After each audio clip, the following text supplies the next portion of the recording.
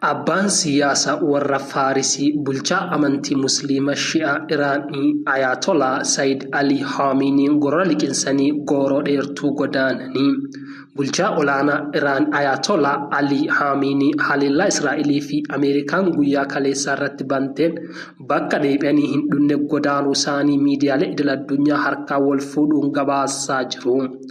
Biyyi dur maqaa isii Faaris jedhamuun beekamtu har'a Riippaabilika Islaama Iraanii jechuu ifiyaantu tun addunyaa tanaaf beekumsa haga nanqanni gumaachuu isii seenaan dhugaa bayaa fi yaala fayyaatii haga herregaa sirna barreeffamaa fi lakkoofsa guyyaa isa kalaandarii jedhu qarooma Faarisiin durii Iraanii amma addunyaa gumaachite keessaa muraasa. Har'a immoo bulchaa amantii biyyattii fi hoogganaan siyaasa biyyattii olaantummaan qajeelchaa turan Ayatollah Sayyid Ali Khamenei ijjeefamuun gadda guyyaa 40 biyyattii lassitee jirti.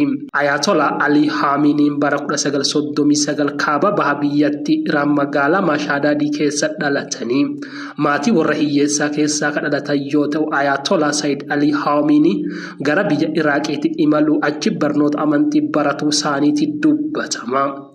Ayatollah Ali Khamenei erga bulchaa olaanaa Iraanii jalqaba Ayatollah Ruhollah Khamenei du'aniin duuba bara 1989 gara baallii dhufuu isaaniitti himama.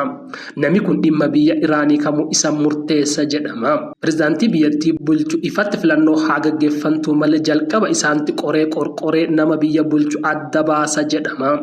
Beekumsa siyaasaa fi amantii jabaa qaba jechuun kan himamuuf Ayatollah Sayyid Ali Khamenei yoomillee Ameerikaa hin amaninaa jechuun dubbatu. Eega Ayatollah Sayyid Ali Khamenei bulchaa olaanaa Iraanii ta'uun baallii fudhatanii Iraan gabbisa anniisaa nukleeraa kan eegalte yoo ta'u Ameerikaan qoqqobbii garaagaraa irra keeyaa turte. Kanaaf dinagdeen biyyattii guddoo naafateera. Doolarri Ameerikaa tokkochi beesa Iraanii miiliyoona 1,290 oliin jijjiirama. Biyyattiin boba'aa oomishuun beekamti garuu biyya muraasa qofa irraa bitata. Kana ka godhe ammoo qoqqobbii Waashingitaniiti. Haa ta'u malee milishoota kallattii ajaja Ayatollah Sayyid Ali Khamenei irraa fudhata hedduun giddugaleessa bahaa keessa socho'u. Hizbollah Libaanoosiitii haga Hamaas Gaazaa, Huutii Yemeniitii haga milishoota Iraaqii fi Siiriyaa keessa socho'anuuti beesee ta'ee mi'a waraanaa Iraanii arjoomaaf jedhama. Gareen kun Israa'elii fi lansa Israa'elii haleeluu hojii isaaniiti jedhama. Kun hundinuu ajaja Ayatollah Sayyid Ali Khameneitiin raawwatama. Israa'el naqarsa giddugaleessa bahaatti lafarraa baduu qabdi jedhu Ayatollah Sayyid Ali Khamenei. Kun ammoo Israa'elii fi Iraan nyaaba dhiigaa wal barbaada akka isaanitti aangodheera. Israa'elii fi Ameerikaan barootaaf maanguddoo kan ijjeesuuf wadhaanaa turanii amma immoo waan milkaa'an fakkaatu.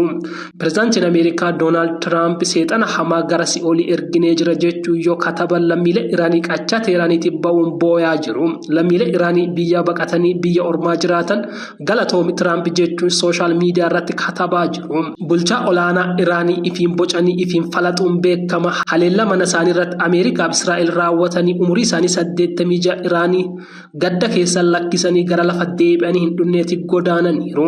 Aljeeziraa, Reuters, BBC fi The Guardian madda oduu teennaati.